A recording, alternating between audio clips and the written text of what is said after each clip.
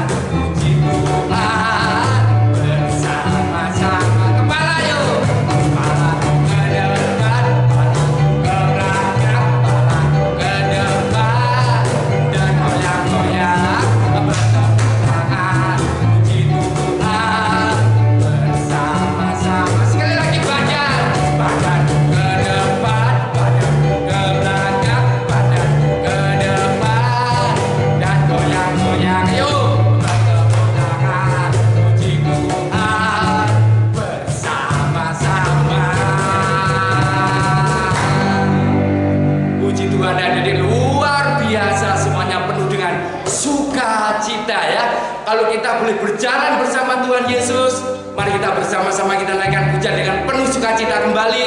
Jalan serta Yesus.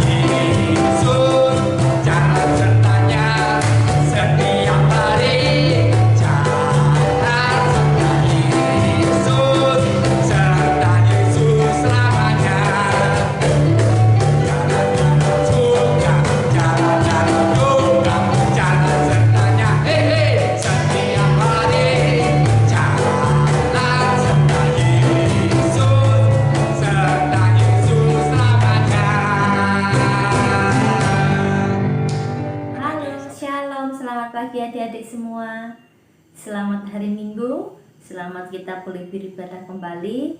Meskipun masih online, tapi bersyukur Tuhan masih memberikan kita semua kesehatan. Kita boleh mengikuti ibadah sekolah minggu hari ini. Mari adik-adik kita akan berdoa bersama sebelum kita mendengarkan cerita firman Tuhan pagi hari ini. Mari kita berdoa.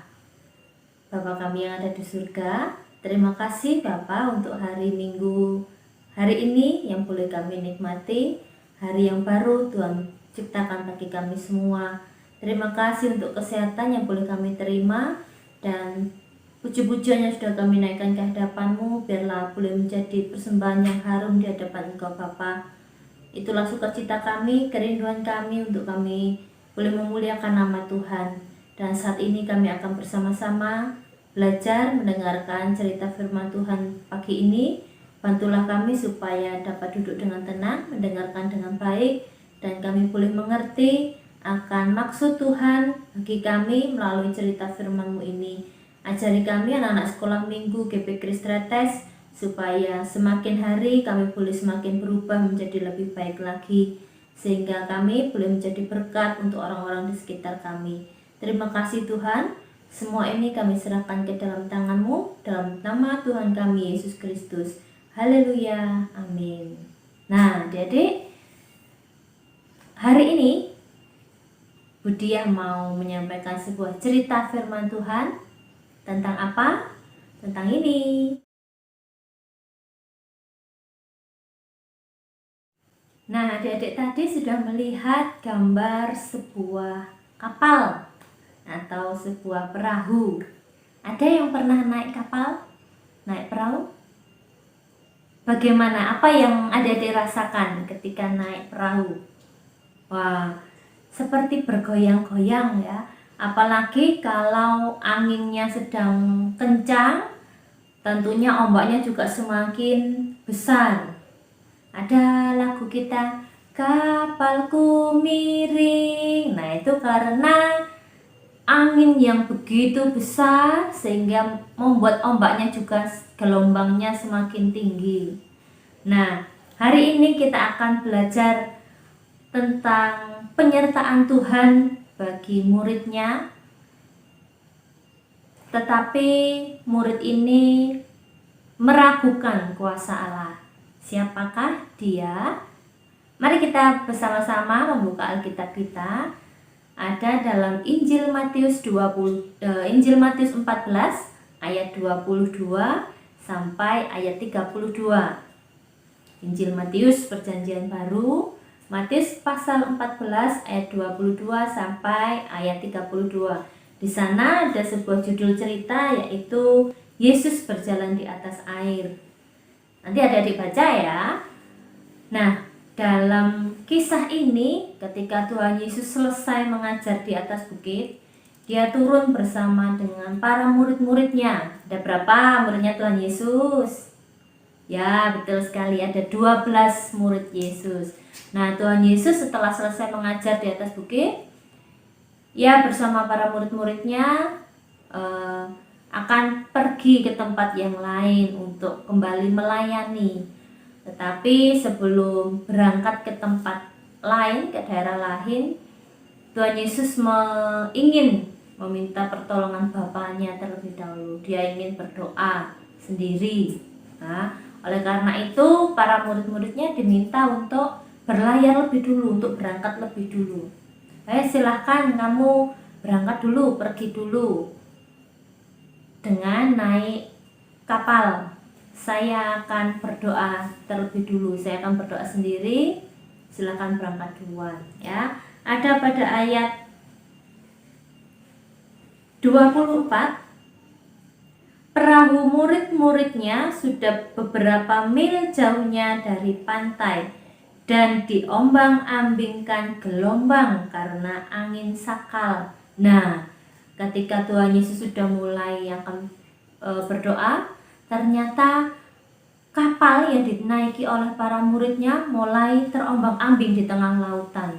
Ya, kalau misalnya adik-adik yang ada dalam kapal itu, bagaimana perasaan adik-adik? Senang? Atau weh kapalku goyang-goyang? Atau malah ketakutan? Bagaimana ini kalau saya tenggelam bagaimana? Tentunya kalau pada zaman itu nggak ada pelampung, rompi pelampung belum ada. Beda dengan sekarang, kalau kita naik kapal besar, itu selalu ada rompi pelampung untuk penumpang supaya kalau terjadi kecelakaan, penumpangnya masih bisa berenang. Bagi yang nggak bisa berenang ya, ketika kapalnya mulai terombang-ambing oleh gelombang yang sangat besar karena angin sakal, mereka mulai ketakutan. Bagaimana nih? Apa yang harus kami lakukan? Nah, di tengah-tengah ketakutan mereka itu, ayat 25, apalagi sudah tengah malam, kira-kira jam 3 pagi, ya sudah menjelang pagi, itu mereka melihat dari jauh, wah siapa itu? Loh, itu kayak ada bayangan hitam-hitam. Wah, siapa? Wah, sama seperti adik-adik kalau malam hari gelap-gelap. Ih, ada putih-putih apa? Nah, murid-murid Yesus juga sama. Siapa ya tuh? Lihat-lihat itu. Siapa itu yang datang? Kok semakin lama semakin dekat ya bayangan hitam itu? Aduh, siapa itu? Nah, tetapi ketika semakin lama semakin dekat, ayat yang ke 26, ayat 25 dulu. Kira-kira jam 3 malam datanglah Yesus kepada mereka berjalan di atas air. Ketika murid-muridnya melihat dia berjalan di atas air, mereka terkejut dan berseru, "Itu hantu!" Lalu berteriak-teriak karena takut. Nah, ini kalau adik-adik, menurut adik-adik, baik nggak perbuatan murid-muridnya ini ya? Ini nggak sopan ini ya, murid-muridnya ini nggak baik, nggak sopan, kurang ajar gitu ya, bahasa kasarnya. Ini nggak baik, ini mau gurunya kok malah dikatai hantu, padahal gurunya datang ingin menolong, malah dikira hantu ya. Ini muridnya nggak sopan ya. Nah, di ayat selanjutnya, tetapi segera Yesus berkata kepada mereka, "Tenanglah, aku ini, jangan takut." Tapi ternyata dari 12 murid Yesus itu ada seorang muridnya yang bernama Petrus. Nah, dia berkata kepada Tuhan Yesus, "Loh, kalau memang benar itu engkau guru, suruhlah aku datang padamu, sama sepertimu berjalan di atas air." Wah, dia ngetes gurunya. Ini murid yang, sekali lagi, murid yang kurang baik ya, murid yang gak sopan. Kok malah ngetes gurunya? Wong gurunya sudah bilang, "Tenang, ini aku. Selama ini Tuhan selalu menyertai mereka." Malah dites, "Kalau memang itu benar engkau, suruhlah aku datang padamu berjalan di atas air juga." Nah, Tuhan pun juga, "Ya oke, silahkan, ayo datang kepadaku." Nah, ketika itu Petrus pun juga mulai keluar dari perahunya. Ketika gelombangnya sudah mulai sedikit tenang ya. Nah, itu Petrus mulai berjalan keluar dari perahunya, berjalan di atas air. Dia lupa kalau angin ribut itu ada di sekitarnya. Tapi Petrus fokus konsentrasi kepada tujuannya, ingin ketemu gurunya. Ya, fokusnya hanya itu Petrus. Nah, ketika dia sudah berjalan di atas air sama seperti Tuhan Yesus, nah dia mulai, konsentrasinya mulai buyar. Nah, dia mulai ingat kembali bahwa di sekitarnya itu gelombang besar masih ada. Nah, saat itu juga konsentrasi Petrus mulai hilang. Dan apa yang terjadi? Adik-adik bisa melihat di ayat 30. Tetapi ketika dirasanya tiupan angin, takutlah ia dan mulai tenggelam, lalu berteriak, "Tuhan, tolonglah aku!" Segera Yesus mengulurkan tangannya, memegang dia dan berkata, "Hai orang yang kurang percaya, mengapa engkau bimbang?" Lalu mereka naik ke perahu dan angin pun reda. Dan orang-orang yang ada di perahu menyembah dia, katanya, "Sesungguhnya engkau anak Allah." Ya, jadi ini gambaran seorang murid yang tidak percaya kepada gurunya, nggak percaya kalau gurunya ini baik kepada dia. Petrus ini gambaran seorang murid yang nggak percaya kalau gurunya ini selalu menyertai, selalu melindungi. Sama seperti adik-adik ketika meminta sesuatu kepada orang tua, tidak mungkin orang tua memberikan yang buruk kepada anaknya. Kan ada lagu, Tuhanku tak akan memberi ular beracun pada yang minta roti. Nah, seperti itu adik-adik. Andaikan Petrus itu tidak ragu-ragu, dia nggak hilang konsentrasinya, dia tetap fokus pada tujuannya kepada Tuhan Yesus, tentunya dia nggak akan tenggelam, nggak akan ikut goyah ya. Tetapi kita di sini melihat bahwa sebenarnya nomor satu yang harus kita miliki yaitu iman.